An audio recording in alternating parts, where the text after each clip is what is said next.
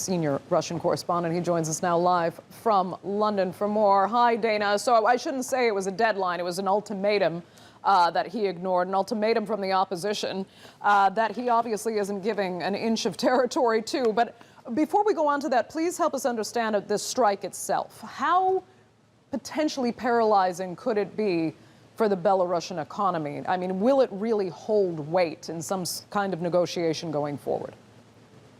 Andrea, you know, I think we have to be careful when we kind of take a look at the pictures coming out of there today and try to understand just how widespread it was, because you had Svetlana Tikhanovskaya, the opposition leader, who, as you know, has fled to Lithuania, saying that this is it. This is the day of ultimatum, that Lukashenko had to step aside or they will shut the country down. The opposition would shut the country down. So yes, we are seeing reports of some 40 state enterprises, 10 universities, hundreds of private organizations joining the protest, but a lot of shops were open, a lot of factories were working at the same time.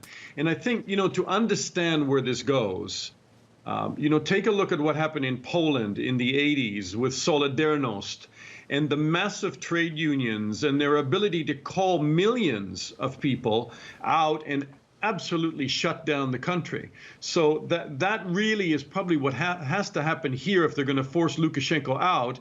And I don't think we've seen that kind of scale today. Now, having said that, Tikhanovskaya is saying that these demonstrations, these strikes, including the strikes, will continue, and that will squeeze the economy over time. Will the people of Belarus, though, Andrea, tire? You know, winter is coming. It's getting cold. The economy is already on its knees. People need money. How long will they stick with this? But, you know, let me answer my question. We're now into day 79 of this. And these demonstrations have been relentless, and the opposition is showing that they have a lot of support. Right. And I mean, with that support, you have to ask, if Lukashenko stays in power, you know, what kind of country will he be leading?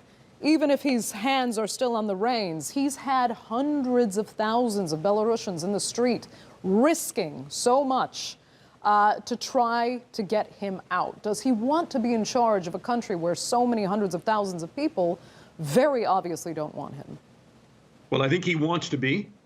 Will he be is a long-term question, and he doesn't seem to care how much pressure he's putting on people in the street. These demonstrations are becoming increasingly violent.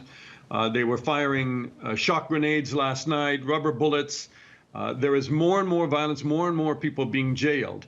And here it probably is, there's a little right-hand turn in my answer to you, and that is, how long will President Putin of Russia stick with Lukashenko? And he is becoming increasingly a liability for Russia.